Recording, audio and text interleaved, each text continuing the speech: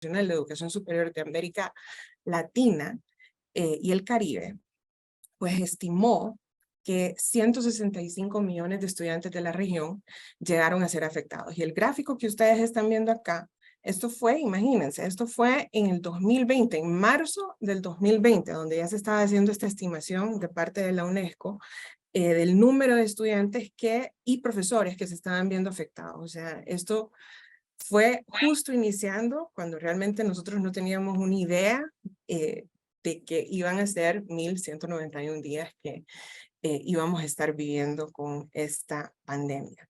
Entonces, el efecto de la pandemia en la educación ha sido, personalmente considero que uno de los disruptores más grandes que ha tenido la educación en los últimos siglos, y esto nos viene a cambiar completamente todo, ¿sí? Entonces, ahora hablando un poco acerca de lo que es la evaluación formativa, aquí ustedes ven dos frases, oraciones, que una la dice Jacques Delors, un político francés, en 1999, donde está diciendo que hoy necesitamos realizar esfuerzos para avanzar hacia una educación transformadora. Entonces, imagínense eso, desde 1999 y desde muchísimo tiempo atrás, lo estaban ya mencionando. Entonces, aquí lo interesante que menciona Delors es que se tenía que buscar una transformación en la educación, pero que permitiese armonizar el plano personal y lo colectivo. ¿Para qué? Para poder profundizar en todo lo que van a ser los temas de cohesión social. Y luego, en el 2021, la UNESCO está diciendo de que durante la pandemia, la evaluación formativa pues tomó una fuerza indiscutible. ¿Por qué? Porque fue una herramienta, era la herramienta, mejor dicho, idónea para poder recolectar información que era rica y detallada. Entonces, en este caso, esto fue bajo la premisa de que todo estaba en digital, o sea, todo fue de una manera remota. Entonces, para poder entender un poco qué es el concepto de evaluación formativa, Linda Lal, que ha estado escribiendo acerca de este tema desde los 80s, describe que la evaluación formativa se refiere a un tipo de evaluación empleada, ¿sí?, por el maestro con el fin de adaptar su acción pedagógica a los procesos y a los problemas de aprendizaje observados en los alumnos. Entonces, acá se destaca mucho este tema de la adaptación de la acción pedagógica que nosotros estamos realizando como docentes. Y en el 2021, la UNESCO la está determinando como una evaluación formativa que se refiere a este rango de actividades formales, pero también a un rango de actividades que van a ser informales de la evaluación. Y todo esto lo que hace es conducir al docente en este proceso de enseñanza-aprendizaje para modificar las estrategias. Estas estrategias pedagógicas siempre con la finalidad de poder mejorar el logro de los estudiantes. Entonces, si ustedes se fijan en ambas aseveraciones, se está hablando acerca de un tema de la adaptación y de modificar las estrategias. O sea, en el centro de lo que va a ser la evaluación formativa es algo que va a estar evolucionando, es algo que no va a ser estático, es algo en que nosotros tenemos la capacidad de poder reaccionar. Entonces, ¿cuáles son algunas de las diferencias que hay entre evaluación sumativa, que tanto le hemos estado escuchando hablar durante años, versus la evaluación formativa? La evaluación sumativa se está concentrando muchísimo en lo que va a ser ese objetivo de aprendizaje al final. O sea, si al final el estudiante logró ese objetivo de aprendizaje o no lo logró, ¿sí? Entonces eso es al final.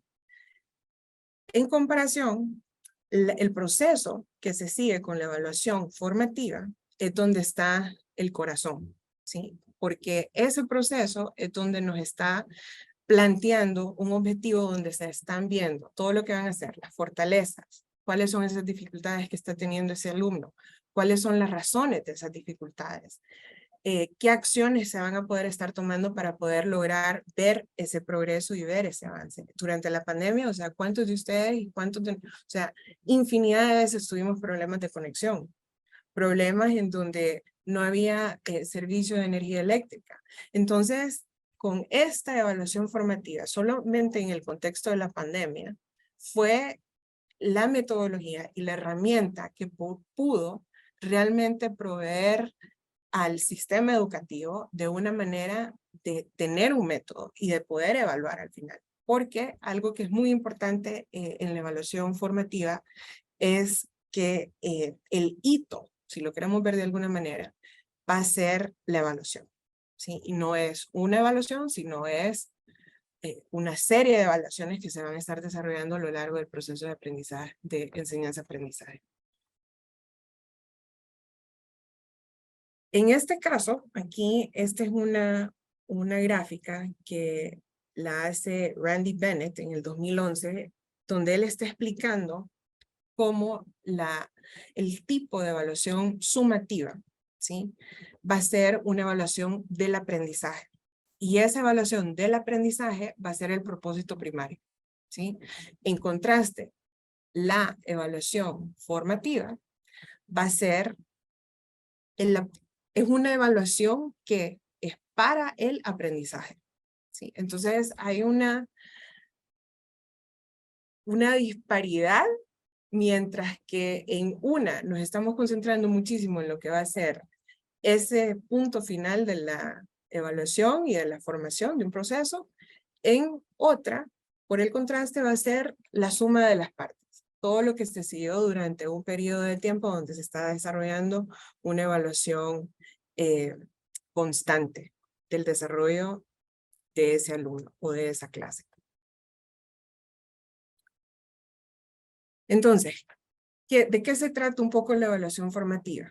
La evaluación formativa se va a estar centrando mucho en esas fortalezas y en las áreas de mejora de los estudiantes. Y se van a estar utilizando muchísimos métodos. Acá, ahorita estoy recapacitando de que hubiese sido súper bueno saber de qué áreas están conectadas, de qué carreras. Me interesa mucho saber eso, porque, claro, la observación es algo que se va a poder hacer mucho en situ, ¿no? O sea, en carreras donde nosotros necesitamos poder observar de que ese estudiante está adquiriendo esas competencias y esas destrezas, se va a hacer no a través de un formato digital, sino a través de la observación. Entonces, realmente en todas las carreras, esta metodología va a ser una de las que se va a poder realizar frecuentemente.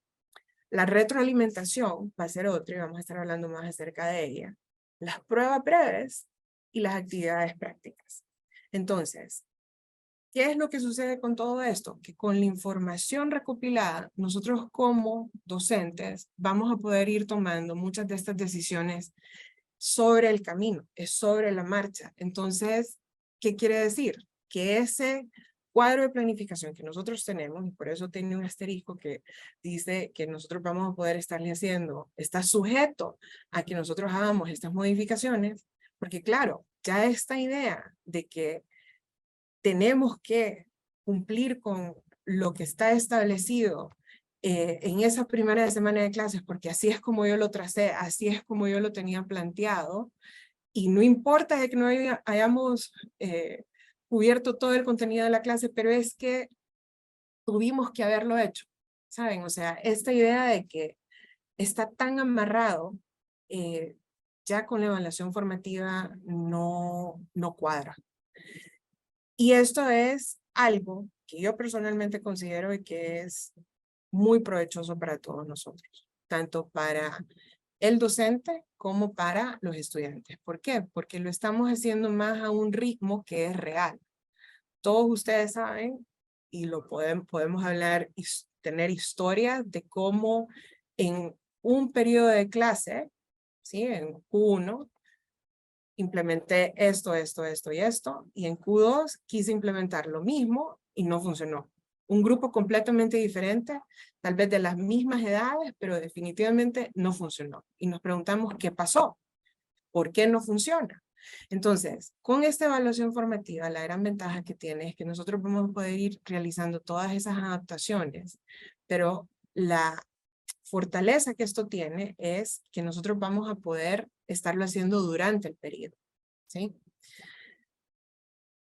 Entonces, la evaluación formativa es más realmente que una metodología. O sea, al final viene a ser un abordaje muy particular que se le está dando a la educación, ¿sí? En donde se está buscando, y esto lo establece la UNESCO, el protagonismo a los estudiantes. Entonces, ¿qué hace esto? ¿Qué permite esto? Que nosotros vamos a poder estar conduciendo estos aprendizajes que van a ser muchísimo más significativos y sobre todo útiles, y también que vayan a ser motivadores.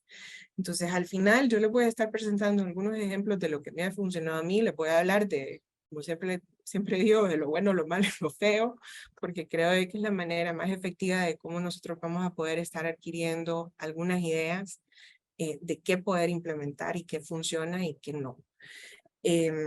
Entonces, al final, esta evaluación formativa nos está ayudando a nosotros a poder mejorar un proceso, ¿sí?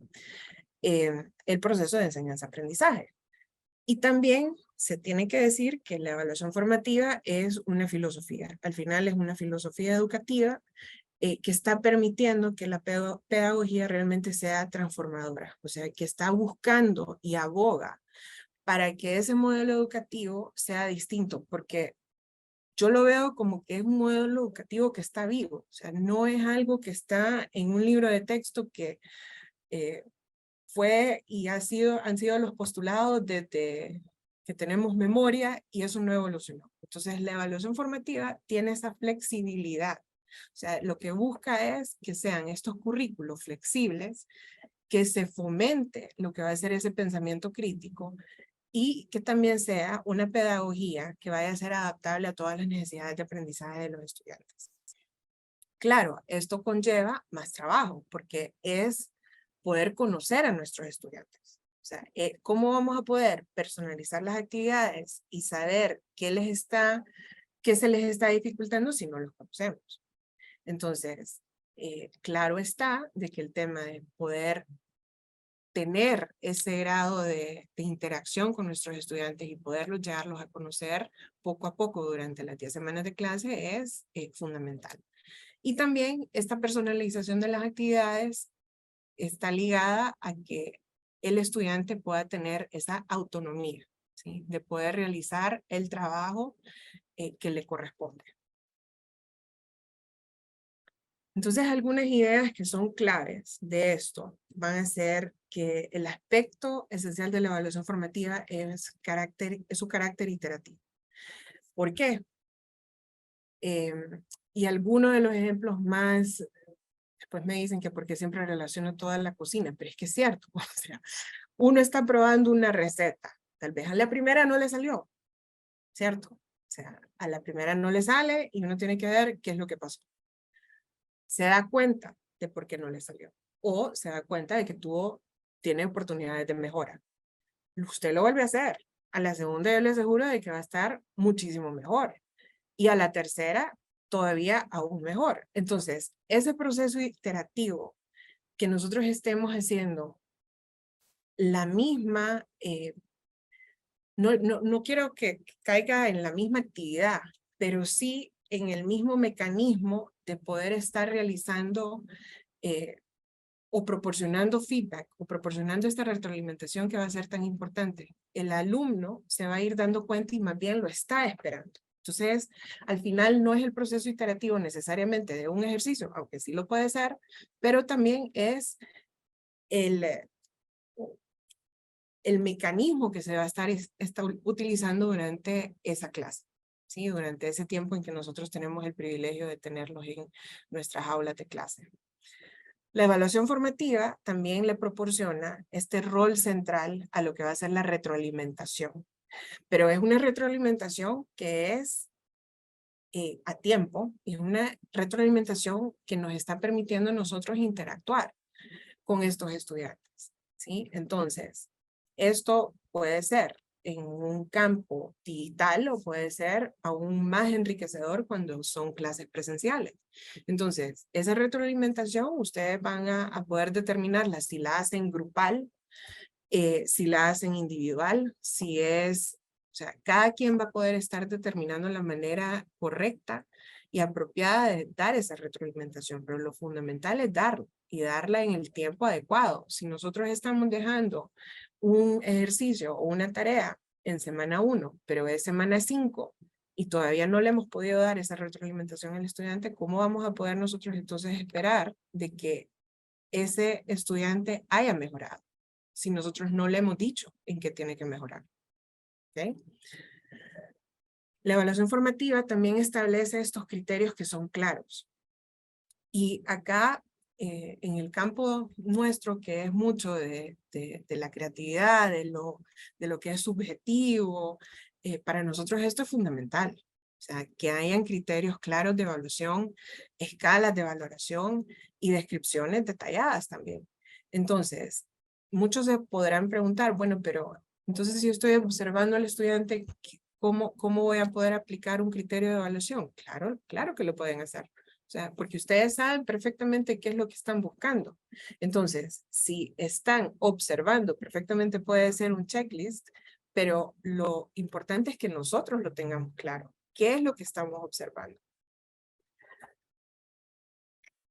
La evaluación formativa recopila también estas evidencias de aprendizaje. Y estas evidencias de aprendizaje demuestran la totalidad del trabajo de los estudiantes. Esto es algo de que una práctica que desde hace años la estamos haciendo en la universidad, que va a ser este portafolio, que es sumamente enriquecedor, y yo creo de que cada vez más los estudiantes están conscientes de lo importante que es su portafolio. ¿Por qué? Uno, porque es la manera en que nosotros vamos a poder ver el progreso de un estudiante desde semana 1 hasta semana 10. Pero yo considero que todavía es más enriquecedor para el mismo estudiante cuando lo está preparando, porque si lo está haciendo a conciencia, y esto es algo que yo hago en mis clases, que les digo que tiene que ser en orden cronológico, o sea, no va a ser algo de que, ¿saben? Como que suben todos los archivos en una carpeta y dicen, ahí está mi portafolio. No, no, no. O sea, es agrupe su portafolio, vaya guardándolo y lo va a tener que ir colocando de manera sistematizada, siguiendo un orden. Ahí el estudiante se está dando cuenta de su progreso. ¿Sí? La evaluación formativa también proporciona retroalimentación efectiva sobre el desempeño de los estudiantes. Entonces, esto es algo bien importante porque nosotros tenemos que resaltar esas fortalezas. ¿Sí? O sea, es que no todo es malo. Acuérdense de que ya en estos procesos de enseñanza-aprendizaje, el docente, también nuestro rol ha ido cambiando. Nosotros estamos ya en una etapa en donde estamos acompañando al estudiante en su proceso de enseñanza-aprendizaje.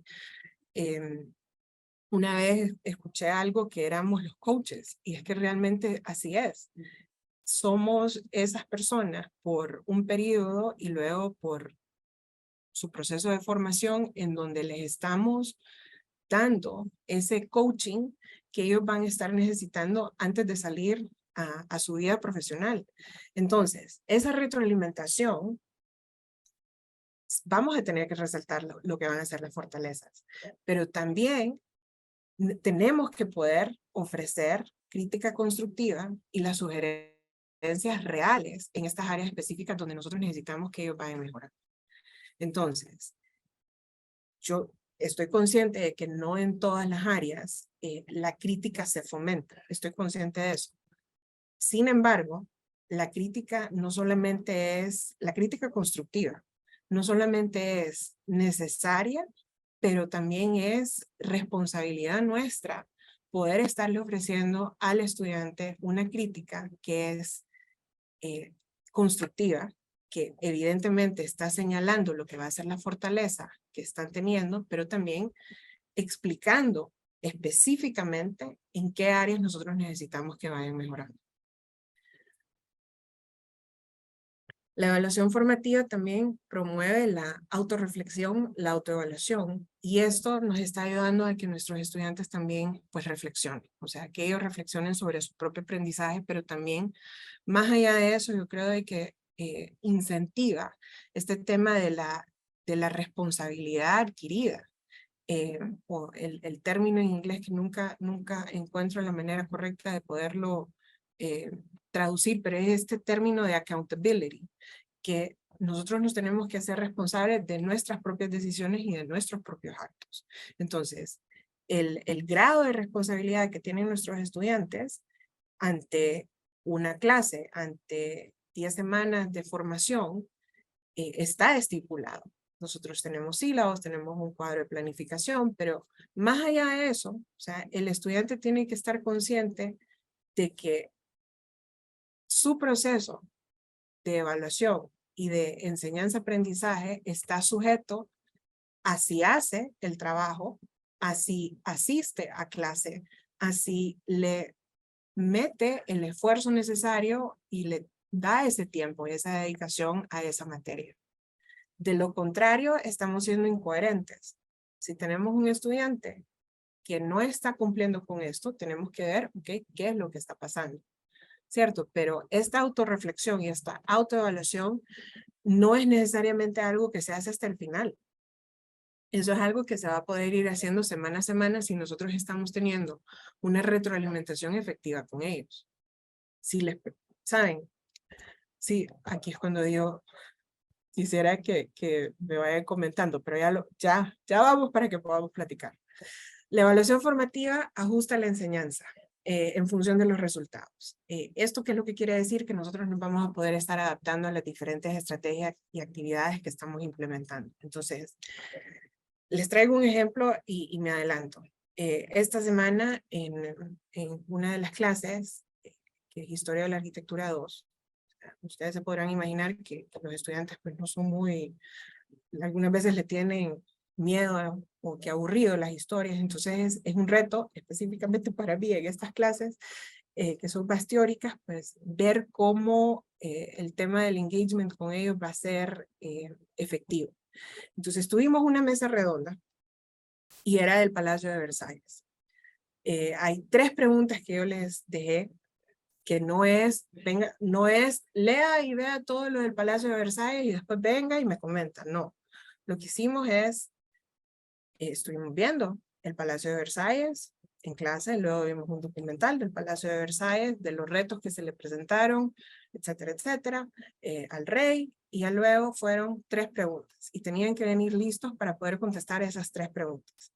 Ese día, sorpresa, no todos o sea, no todos asistieron a clase, y que todavía no asistieron a clase. Entonces, los que sí asistieron, fue una experiencia súper enriquecedora, porque fue la primera vez en lo que va del periodo que se logró que activaran las cámaras para que tuviesen esta, o sea, activaran las cámaras no por obligación. Me faltó decir eso. Entonces, ¿qué les quiero decir con esto para no desviarme? Que después de que terminamos con las 3 preguntas y todos habían pasado, les pregunté que qué tan rica había sido la conversación, si les había parecido algo interesante, si habían aprendido más, ¿sí? O sea, feedback, ¿no? Todos dijeron que sí. Entonces, ¿qué es lo que eso me está dando a mí? Que yo voy a poder tener esa libertad de hacer ese ajuste a poder tal vez no hacer otra mesa redonda que tengo planteada, sino hacer una más de los temas que me interesa que nosotros vayamos reforzando. Entonces, con estas evaluaciones formativas, la belleza de esto es que nosotros vamos a poder irlo adaptando de acuerdo a estas actividades que nosotros estamos viendo que nos están funcionando en el periodo. Porque muchas veces nosotros lo que hacemos es, bueno, semana 10, qué funcionó, qué no funcionó. Pero con esto, nuevamente, es ágil, ¿sí? O sea, lo vamos a poder ajustar en el camino. Ok. Bueno, esto lógicamente que supone mucho de una evaluación formativa que se vuelve una metodología que es desafiante. Claro, porque tenemos que tener una buena planificación. Tenemos que poder tener como un roster de diferentes actividades que nosotros podamos utilizar, algunas que tal vez van a ser completamente nuevas, pero las estamos probando. Si no funciona, pues no pasa nada realmente, porque yo creo que también el hecho de que nosotros tengamos miedo a que no nos funcionen, algunas veces no te tiene. Y ese fue uno de los cambios que en este estudio que hizo la UNESCO durante la pandemia se dieron cuenta de esto, que durante la pandemia en América Latina, este tema de poder incorporar, tener la puerta abierta de incorporar nuevas metodologías fue algo que estaba, uno, no solamente que era necesario, pero también era bien visto, y luego ya se quedó como una práctica, ¿no? Entonces, en términos generales, el tema de la planificación va a ser fundamental, ¿sí? Y luego la retroalimentación oportuna también va a ser algo fundamental para que nosotros podamos decir y aplicar efectivamente lo que va a ser la evaluación formativa. Entonces, ¿qué es lo que se tiene que hacer para que esto sea válido y sea confiable? Bueno, garantizar que las tareas sean pertinentes al contexto del alumno. Y esto cada vez más con todo lo que hemos estado viendo acerca de la inteligencia artificial es una de las propuestas torales. O sea, que ese contexto de ese alumno, de las particularidades que nosotros tenemos en nuestro país, la inteligencia artificial no va a poder competir con eso. Entonces, si nosotros estamos haciendo que nuestras evaluaciones sean pertinentes al contexto del alumno, vamos por buen camino. Garantizar que se den las condiciones necesarias para que los alumnos puedan producir una respuesta, ya sea individualmente o que lo hacen en equipo. Nuevamente, el tema de brindar la retroalimentación efectiva. Luego también incluir lo que van a ser perspectivas multidimensionales, brindar el apoyo a los estudiantes.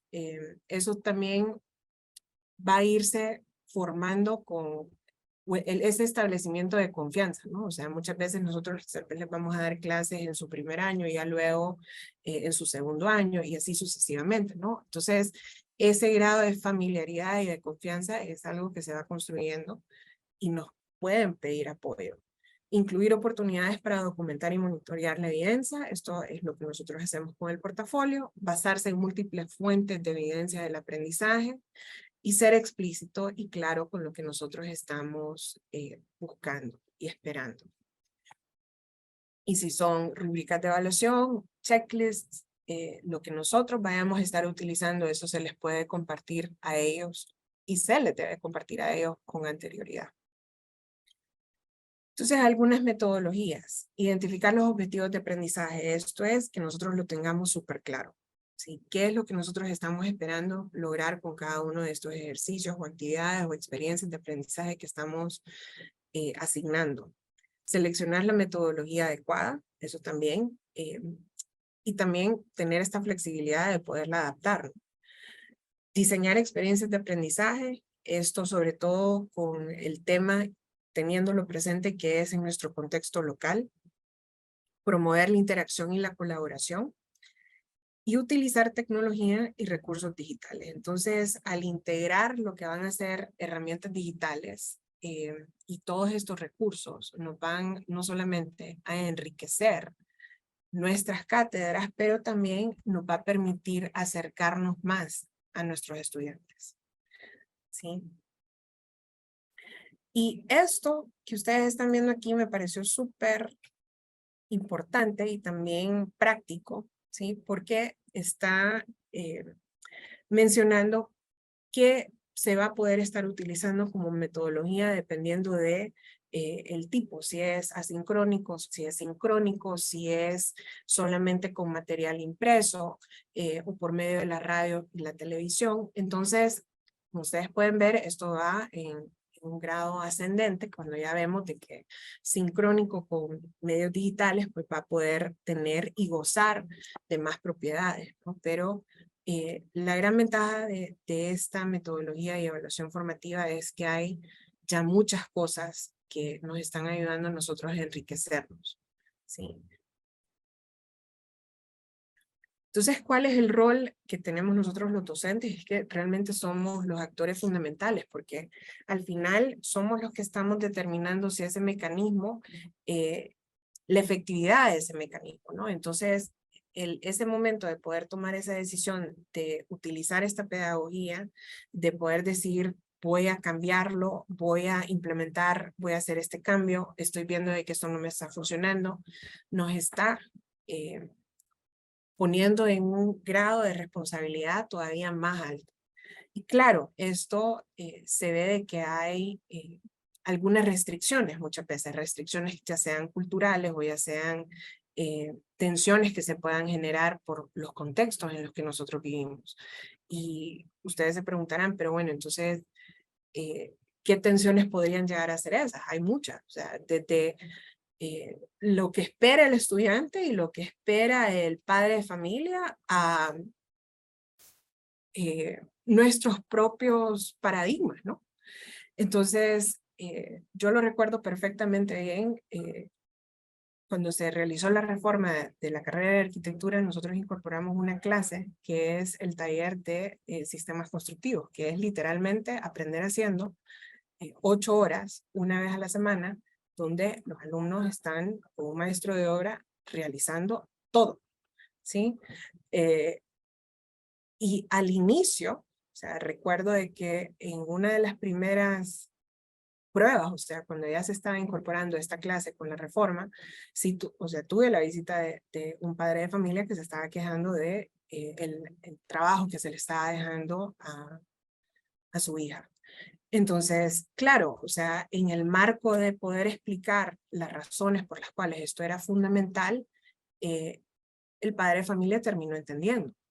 Y yo creo de que al final del día, con muchas de estas decisiones que nosotros podamos tomar a nivel de cátedra, a nivel de programa, a nivel institucional, siempre es con la idea de que nosotros estamos realizando todo en pro de la educación y de los procesos de enseñanza-aprendizaje. Jamás estaríamos tomando una decisión si fuese en contra de esto. Entonces, creo que eso también es importante pues mencionarlo, ¿no? Luego, para formar docentes en la evaluación formativa, nosotros necesitamos tener, o sea, a nuestra mano elementos teóricos claves con estas experiencias concretas. Entonces, la Dirección de Innovación Educativa y Desarrollo Docente ha hecho muchísimo trabajo en torno a esto de poder difundir ideas, de poder compartir. El mismo Congreso de Innovación Educativa se trata acerca de esto. Entonces, son estos espacios que todos nosotros tenemos que aprovechar para conocer, para exponer y sobre todo ir mejorando, porque nada de esto, también la belleza de esto es que no está en piedra, ¿no? Entonces nosotros perfectamente vamos a poder ir aprendiendo en el camino y este tema de poder utilizar todas estas herramientas de una manera creativa y flexible hace que nuestra labor sea muchísimo más emocionante, ¿sí? Entonces, aquí son unas preguntas que ustedes se pueden hacer. Esto, Torres Arias, del 2013, menciona que se pueden hacer las preguntas de ¿la metodología de enseñanza empleada es congruente con las necesidades educativas identificadas a los estudiantes? Si las actividades de mediación permiten el desarrollo de estas habilidades, destrezas o competencias propuestas, si los materiales y los recursos son los adecuados para ese desarrollo de esas habilidades, destrezas o competencias, si esas estrategias, técnicas o acciones implementadas permiten superar las dificultades del estudiante, si esas acciones implementadas para dar acompañamiento a los estudiantes con el propósito de que superen sus debilidades son efectivas, porque nos tenemos que hacer esas preguntas, ¿no? Luego, si los indicadores y criterios formulados y consignados en los instrumentos para la evaluación de los aprendizajes son congruentes con estos objetivos, con los contenidos, con las competencias propuestas. Y por último, si se brinda información a los estudiantes. Las clases lo que hacen es esto. Estamos haciendo un playlist de la clase. Lo único que les pido es que no vaya a haber Bad Bunny o de ese tipo. Y es con lo que nosotros empezamos. Antes de que pasamos la lista, esto es cuando ellos ya saben de que en algún punto la canción que ellos pusieron pues se va a estar colocando. Entonces eso se hace el primer día. ¿Por qué? Porque Padlet va a ser una de las herramientas que a mí me ha encantado utilizarla. Es muy limpia, es muy fácil de poder utilizar. Es una herramienta digital que realmente vale la pena, se la recomiendo. ¿Por qué? Porque ya después en cada uno de los temas que nosotros estamos viendo hay una persona, uno de los alumnos que está designado a ir haciendo el o mapa mental o resumen ejecutivo, como lo quieran hacer ellos tienen esa libertad, pueden usarlo en Padlet o pueden usar otra herramienta. Y ese es un ejemplo. Estas son actividades que no tienen ningún tipo de evaluación. O sea, no les vamos a otorgar ningún punto porque les gusta Tina Turner. Buen gusto que tienen, pero hasta ahí llegó. Y ya luego, con estos resúmenes, lo que hemos estado utilizando es que, o fomentando, es que ya después ellos se los compartan. O sea, ahí es las notas de cada quien, van a poder ayudarles a ellos a tener una mejor idea, porque algo que a partir de este año no estoy haciendo es compartirles absolutamente todo. Y esto la arquitecta Claudia Rodríguez me ayudó y me hizo ver de que no les teníamos que poner todo a nuestros estudiantes disponibles. Entonces, ahora, las presentaciones que yo les subo, hay una versión que es la que yo presento y hay otra versión que es la que es para Canvas, a donde no está toda la información. Entonces, estos resúmenes les están ayudando a ellos a poder complementar la información. Este es otro ejemplo. Este fue durante 2022. Y esto, lo que quiero rescatar de esto, ustedes, es la retroalimentación que se le dio a este alumno, ¿no? O sea, obviamente podemos ver de que tiene unas destrezas impresionantes, pero no está cumpliendo con los requisitos de lo que nosotros pedimos como una lámina síntesis. Entonces, aquí está el ejemplo de la semana 1 y fue aplauso, aplauso, aplauso, tiene muchísimas destrezas, pero tiene que someterse y respetar el formato que les estamos pidiendo. Entonces ya la segunda lámina es en semana 2. Así de rápido fue el cambio, para bien, de lo que estábamos buscando. Entonces, ¿qué hubiese pasado si yo no le doy esa retroalimentación expedita al alumno? O sea, me va a seguir presentando esto en el formato que no es el deseable. Esto es ahorita en este curso de este Q2, también algo relacionado a lo de las láminas síntesis. Y acá es un alumno que realmente se matriculó un poco más tarde. Ahí vamos, ahí vamos. El tema de la consistencia no ha sido pues, la mejor, pero esto es un ejemplo de lo que presenta en semana 2.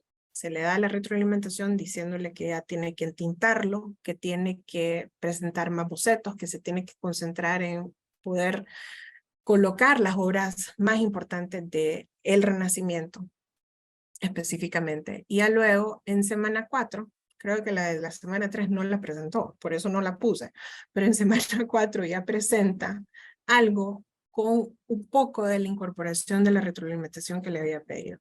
Entonces, ahí ya le estoy diciendo que, ok, perfecto, ya hay más bocetos, vamos bien, pero ahora necesito que mejore su caligrafía. Entonces, el hecho de poderle retroalimentar y que yo ya vea de que mejoró, eso ya para mí es ganancia. Entonces, en el momento en que estemos en semana 10, cuando ya hayamos terminado prácticamente el curso, en el portafolio nosotros perfectamente vamos a ver dónde empezó y dónde terminó, pero sobre todo para que él vea cómo mejoró. Esto es lo de la mesa redonda, no me voy a detener en esto, es lo que les mencioné, que se acaba de hacer y ya sé que lo tengo que incorporar más. Y esto se los traigo porque en esta clase que es análisis de la arquitectura contemporánea, uno de los ejercicios que se hace es el desarrollo de una guía de arquitectura donde los estudiantes están haciendo el análisis de una obra, pero pues de una manera pues más objetiva. Obviamente que la guía es más larga, pero acá lo que a mí me interesa es que ellos vayan encontrando su voz, su opinión durante esas 10 semanas. Inicialmente vamos a estar hablando acerca de lo que es la crítica, porque la crítica tiene tanto tabú, etcétera, etcétera, y luego enseñarles cómo es que se va a hacer un análisis objetivo con esto, esto, esto y esto y esto. Y ya luego se hacen en 2 ocasiones. Entonces, esto va a ser en semana 5, lo que están viendo en la pantalla al lado izquierdo, y luego en semana 10. Entonces, acá es una comparación, y yo lo veo en términos del lenguaje arquitectónico que está utilizando, la seguridad con que están presentando, qué es lo que les llama la atención. Hay un cambio. Igual acá. O sea, no solamente es el tema de cantidad, sino también pues, de calidad. Ya las respuestas están muchísimo más contundentes, saben qué es lo que están realmente interesándoles y uno lo nota. Entonces, para concluir, no pasarme del tiempo, la pandemia pues causó una disrupción completamente, la educación pues se vio transformada y el tema de la transformación de la educación es un tema principal a escala, yo creo que ya global. La evaluación formativa nos está permitiendo a nosotros realizar diferentes actividades que son formales e informales. Nos ayuda a poder acercarnos muchísimo más con nuestros estudiantes en estos ámbitos, formal e informal. La evaluación formativa también ajusta esta enseñanza a la función de los resultados y nosotros tenemos esta libertad de poder ir adaptando las estrategias de enseñanza y las actividades que estamos planteando. Y también nos da la posibilidad de retroalimentar de una manera efectiva el desempeño de los estudiantes. Y por último, recordarnos que el rol que nosotros estamos jugando es prioritario y realmente tenemos un alto grado de responsabilidad en la formación de nuestros alumnos.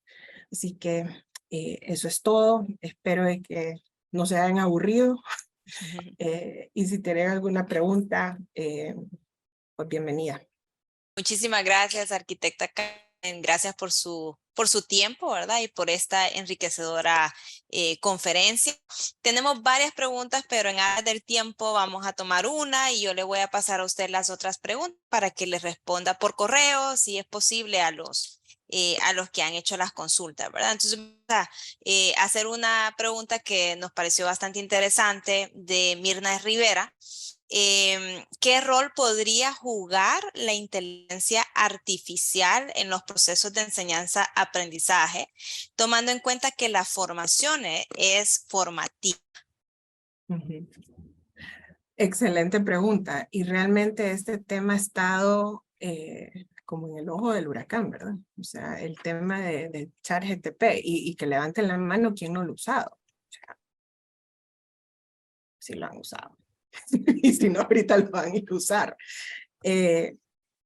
Bueno, con ChatGPT y con la inteligencia artificial, yo creo de que uno es, y que nos lo han estado diciendo, o sea, nuestra misma presidenta ejecutiva nos ha estado abriendo mucho los ojos en términos de la incorporación de la inteligencia artificial en la educación, ¿no? Es cómo nosotros la vamos a estar utilizando. O sea, es la manera al final de, ok, ahí lo tienen, ahí tenían Google. ChatGPT solo es que lo va a estar haciendo muchísimo más expedito, pero hay algo que sí ChatGPT no tiene y la inteligencia artificial no tiene, y esto ya lo hemos hablado en diferentes medios, es la empatía y la contextualización. O sea, con nuestro mismo equipo en la Escuela de Arte y Diseño hemos hablado de esto también, cómo estas experiencias vivenciales en las diferentes carreras, o sea, ChatGPT no le va a poder decir, no va a poder decir si usted no lo está haciendo, ¿sabe?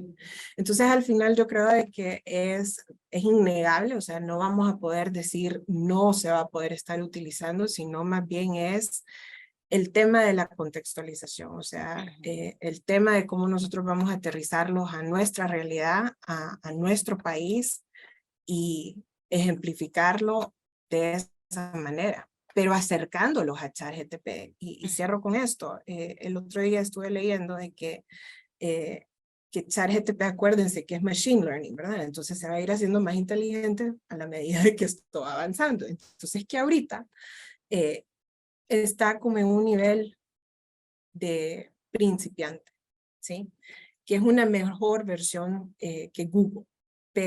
y le va a poder ayudar a usted como a hacer análisis genéricos de la industria, por ejemplo, el tema de posicionamiento de branding, le va a poder ayudar a agilizar en muchas tareas que tal vez de análisis, pero entonces es, ok, ya está esta herramienta, pero entonces, ¿qué voy a estar haciendo con el tiempo que me está haciendo ahorrar ChatGPT o la inteligencia artificial?